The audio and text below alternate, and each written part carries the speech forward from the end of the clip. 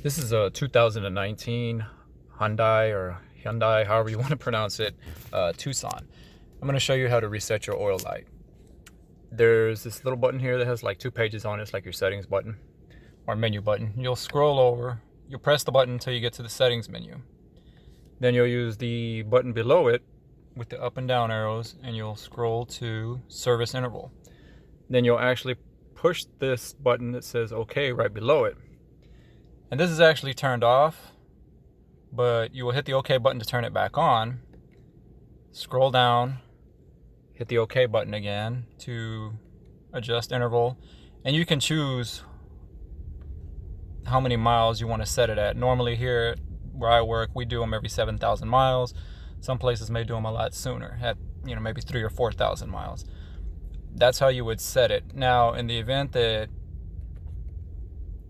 you need to reset it, you'll just go down here to reset this. You'll hit OK, reset the time and distance, and it'll take you to reset that. I'm going to turn this back off because we actually don't use these, because we have our computer system that tells us when our oil changes need to be completed.